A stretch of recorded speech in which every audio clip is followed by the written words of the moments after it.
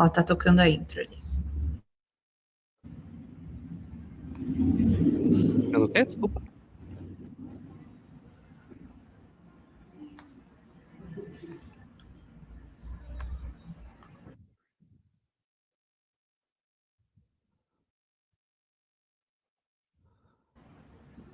Hi, everyone. Welcome to our first webinar of SideUp series. Today, we have Gabriel Meneses joining us. He's partner at Trust. I'm Julia, head of partnerships at SideUp. We are all-in-one employee benefits platform, helping global workforce to provide the best benefits to their team. So welcome, Gabriel. Happy to have you here with us today. Yeah, Julia, thank you very much for your time once again. Thanks for having me as well. I'm really happy to discuss these valuable topics today. Perfect. So for this webinar, we are discussing cross-cultural differences, cross-cultural challenges in the global workforce. So we will address different challenges that we see on the day-to-day basis of working with global teams. So we will address communication, feedback, how international teams build trust and can connect to each other to work together in the best way possible. So there are some really interesting data around global workforce, actually. When companies are able to create an inclusive and culture teams, they expect to have higher productivity, higher revenue. They tend to be 35% more productive than their competitors if they offer a diverse ecosystem for their workforce.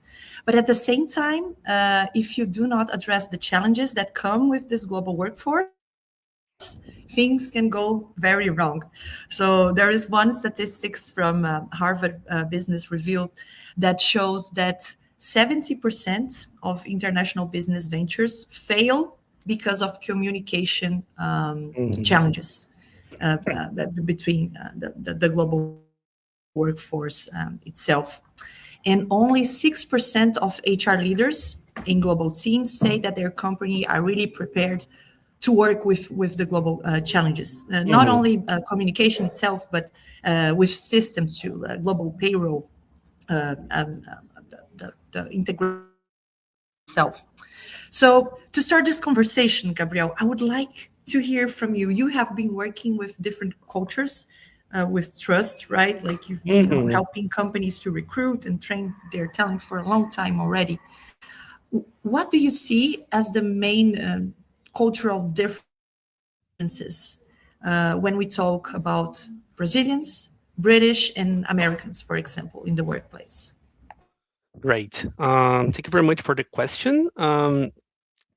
When it comes to cultural fit, as well as how companies can trust on professionals, there are like huge differences between those countries. And in the past few years, it's been increasing this difference because not only companies from UK and from US have been hiring talents in different ways, such as Philippines, such as Brazil, Argentina, and etc. So companies have been feeling that, as you've mentioned, to have professionals from different places is something good in terms not only in terms not only when it comes to productivity, but as well as to have a diverse team in order to have different ways of thinking, of solving problems. So this is something that nearshore hiring as well as offshore hiring has been increasing the past few years. So I would say that the difference that we've gone in the past is nowadays our fortresses in terms of diverse teams and etc. How do you see that hybrid work and COVID and all of the technologies changes impact on these differences and in reducing the gap in between? Perfect. Although COVID was like a chaos, globally speaking, in terms of workforce, was something good because professionals started to not go to the office, of course, and then leaders realized that we can have teams in different places, considering that those countries have close time zone differences compared to our hours. So again, COVID was chaos, but encouraged companies to have nearshore talents as well as offshore talents. And there was a matter of convincement for the leadership as well as HR leaders started to realize how could this be how could this provide benefits to the professionals that works remotely for their homes as well as for companies that started to realize, okay, we can do it although they are working for their homes. They, a huge amount of companies, globally speaking, are having the same problems that we are having. Let's see, let's have some benchmarks among other companies to understand if they succeed in terms of having those teams across the globe remotely. So, Julia, COVID was something that changed the way we imagine work was back in the past. And nowadays some cultural things regarding, again, time zones, different teams in terms of soft skills and hard skills is something that um, entrepreneurs and company founders have been seeing this as a fortress nowadays.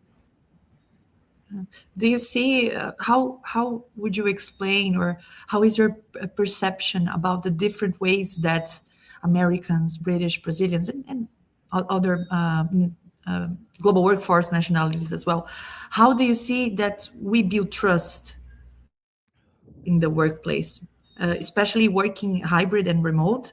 Hmm. It's harder to create these connections and trust if you don't have face-to-face Hmm. interactions, and you do not get the in between lines Hmm. of someone else's culture online as well. Yeah, this is a tricky one because we have different ways of understanding what is work when it comes to analyzing those countries and what they believe in terms of trust. There is a really good book named The Cultural Map. I believe you know this one, everyone from SideUp. And this book says that Brazilians understand trust in a relational way. So basically, um, if you don't trust in your leader, personally speaking, you don't trust him or her. And British and American people understand this in a different way. Um, Americans are more related to delivery, how precise, how quick, and how pragmatic you are in terms of delivering your features or the projects that we are engaged on. And British people, they used to be more polite, more well-rounded in terms of relationship as well as the understanding of work, and they are more focused on, okay, are you competent or not regarding this task? So Brazilians more focused on relationship, and then of course this can be built during lunches, during feedback sessions, during every single interaction that this employee could have with the leadership of the, or if with those professionals that work for them. And American tend to be more pragmatic. Okay, what time is it? Did complete all of your tasks? This is a matter of trust for them. And British, more polite, more understanding the competences and the way they imagine the work. So again, this book is really good. It explained in a different way how could those cultures interact between themselves. I'd like to go deeper on the feedback topic, because many of the mistakes that we see in companies, global companies today, they are connected to miscommunication misinterpretation of feedback itself and the way people are used to give it and receive it. So, Hmm. how do you believe that these misunderstandings can be avoided Hmm. when we talk Good about one. feedback itself? I used to work with the government, British government, in the past, and at least my experience was again that they were very polite when providing a feedback. They wouldn't go directly in the problem. They would be very educated, Hmm. about the way that they tell you things. And some this can be good but can be bad also if the person that's receiving the feedback doesn't get the in between lines, right? So like how do you see that we can improve our way to give and receive feedback and avoid this misunderstanding and miscommunication? Yeah, Ju, I believe you know this sentence that says feedback is a gift, but it is a gift indeed when the person that are receiving the feedback understand what the feedback says. And here in Brazil, for instance, we normally see that feedbacks coming from, Brazilians leadership, they tend to be more, persons that receive feedback understand that feedback sometimes could be something bad or something that attack their personal lives, the way they, see the world, and etc. So Brazilians tend to be more, understanding how this person could react once they map the personal life, how this person react in a daily basis to the work itself. So sometimes this sort of feedback is not a gift at all because Brazilians feel attacked by their leadership. In the other way, we have like American that tend to be more direct, more straight to the point. Okay, problem X, how to address this problem? You have to be X and Y and alpha. So they tend to be more pragmatic, more straight to the point, more seeing the problem as it is. And British, as you've mentioned, I had the opportunity to work with some British companies back in the past as well. They used to be more circling around the subject. They tend to be more polite, more, the other way around compared to the Brazilians. Like, I don't want to attack you. I want to solve the problem, but how to be as much polite as possible to tell you that. And sometimes people don't realize why, because British are more oftenly used to work with, foreigners in a broader way, and persons from different countries sometimes don't understand what is the point considering the feedback. Once sometimes British people used to like circle around the subjects to tell you that. So different ways. Brazilians more sensitive in terms of, are you attacking me as a person or attacking me as a professional? Americans more straight to the point, problems to be addressed. That's it. British, extremely educated and polite, and sometimes people don't realize it. Yeah. How do you see this impacting also the decision making of the recruiters when choosing senior leadership in a company? So, for example, like how do you see that companies are open to hire Mhm. foreign leadership for higher positions, considering all Mhm. of these communication challenges? Yeah, Julia, we've been working with US based companies as well as UK and European based companies since 2019, more or less. And I would say that in this whole past years, companies are still not relying on professionals in a leadership perspective from different countries. And why is that? Because the last podcast that we have, we discussed about how communication can impact dramatically in companies' strategy. And of course, we have bottlenecks in terms of communication between leaderships and the IC professionals.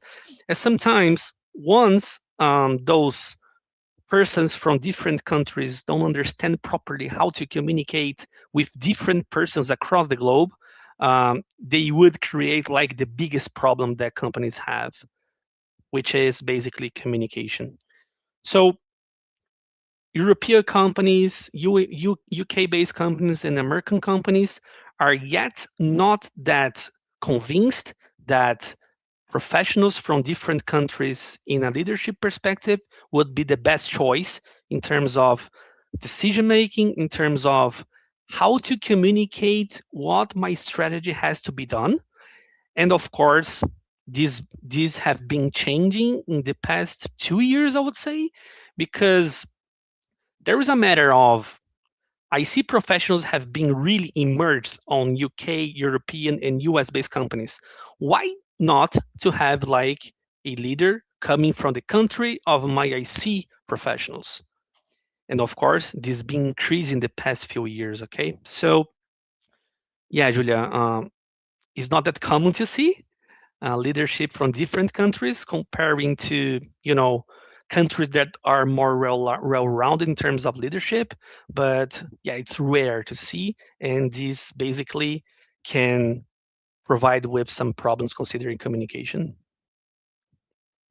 Yeah, I think I understand that, like what companies are trying to do when choosing this way is to reduce the communication friction that they have with, and the culture friction that they could be having within the company and with Again, the external clients as well.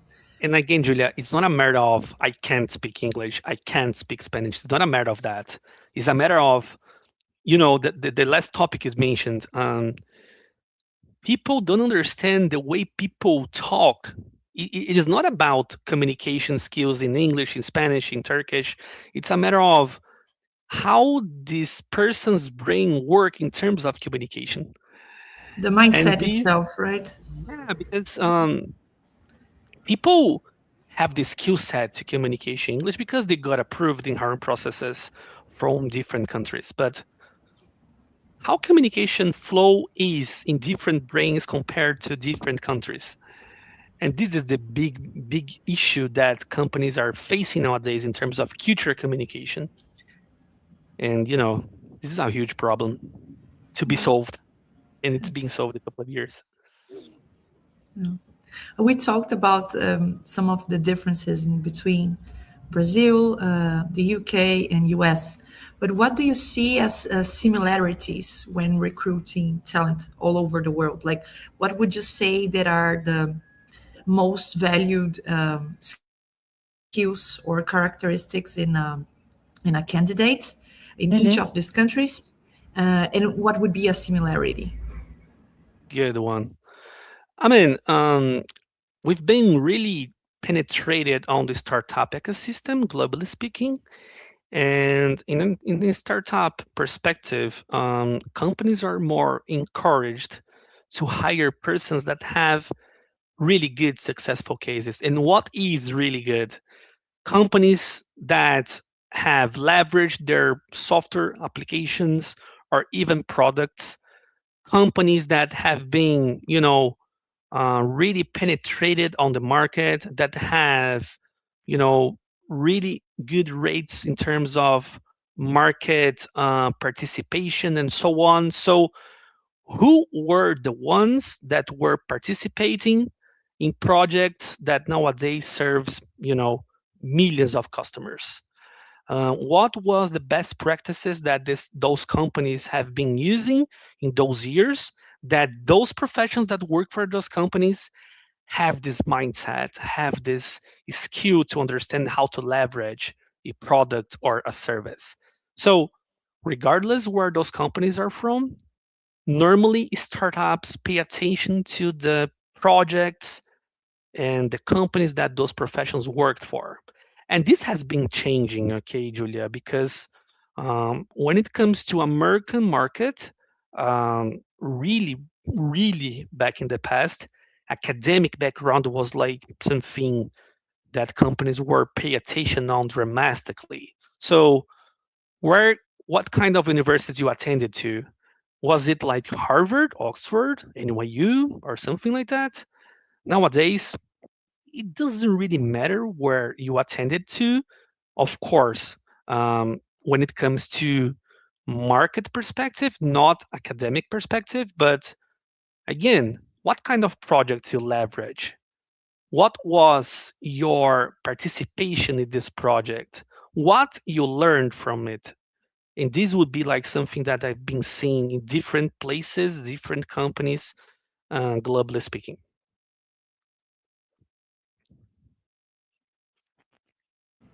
Yeah, like we've seen this changes, like some cultures valuing more the professional and academic background itself, but many Hmm. companies also hiring people from what they show that they can do, and the hunger Hmm. that they have to make things right. So in Portuguese we call it the spark in people's eyes, you see, when you are making an interview to someone. So sometimes like this matters more than the professional or academic background itself, especially if you see that the person is a quick learner, right? Hmm. Someone that has good um, communication skills itself, human skills, and then you can teach the technical ones that are Perfect. still in a lack, right? That you still see a gap. So it was interesting Yeah, this to is hear that. Yeah. yeah. Uh, Actually, Julia, I was watching a podcast from a really non-podcast company from Brazil, and there was Cristina Junqueira from Nubank. She was talking a little bit. Okay, Chris, what do you have in mind when you are trying to hire someone? And the examples that she brought, it was from like 2014 or 15 more or less. And by that time, we haven't got like loads of professionals that have been immersed on projects that leverage in a quick way. Because 10 years ago, startup ecosystem wasn't at all what it is today. And her perspective was like, okay, is this professional hungry? Does he or she have grit? And this is a really good expression in English, grit, because we don't have like a proper translation in Portuguese, but grit is like the bright in your eyes to solve problems. And these have been changed in a couple of years because, again, by 2014 more or less, we didn't have by that time the well-rounded structure in terms of product and service that we have nowadays. Really cool topic, Julia. We could have like a whole podcast on this or a webinar potentially. no, exactly. No. Uh, there are some other challenges for HR when we talk about dealing with a global workforce, and one of them is creating environment and a benefits package Hmm. that makes sense for a very diverse network. So you have people from different backgrounds, not only gender, ethnicity, but you have different countries, you have different cultures with different mindsets about work and their relation to work as well, and how they see that the company should be taking care of them besides the salary compensation Hmm. itself. At SideUp, we are helping global companies to do that, to create a benefits package that makes sense for Hmm. different profile of employees, people that have different needs, different backgrounds, different interests as well. How do you see that companies can adapt their benefits and well-being policies to meet these different needs and objectives that people have in relation to their workplace? So, for example, we see Hmm. in the US that we have a huge huge work hard culture, while in Brazil and in the UK, people tend to look after work life balance, not only work, work, work, right? So, Mhm, how do mhm. you see that that companies can adapt their policies, their strategies in that way? Good. Uh, to be honest, I think SideUp is really well positioned in terms of how to avoid some problems that a couple of years ago wasn't problems at all. Because before pandemics, as we've discussed by the beginning of this chat, companies were starting to realize how to hire people onshore or offshore. Oh, I'm sorry, offshore or nearshore in terms of hiring perspectives. And nowadays, companies are starting to realize, okay, it works. I can hire people nearshore and offshore, but how to retain those talents nowadays? Because it works. It's not a matter of what, it's a matter of how to retain those talents nowadays. And of course, salary and benefits is a message to employees. My partner Natalia always says that benefits is a message, and people in a work perspective feel embraced when they receive benefits. And of course, in different regions, and in Brazil specifically, when you offer, for instance, food allowance, when you offer, for instance, health insurance, professionals feel embraced, and they start to realize, like, okay, this company is caring about me. It's looking after me.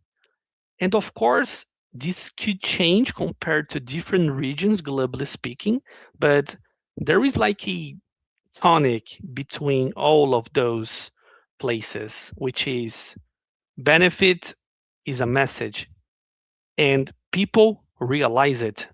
And as much benefit you could provide, and of course, benefit is not a matter of money converted in a different way, the better.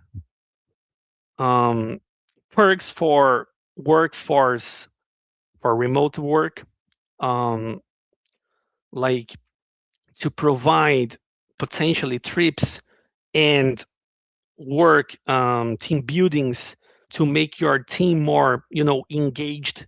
All of these are benefits, and again, people feel embraced when you offer it.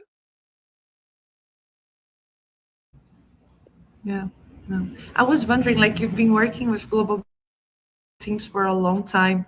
Is there something you remember or that you can share that you had the impression that was like the biggest mistake that you have witnessed between in integration between teams from these countries, and what was the lesson learned from it?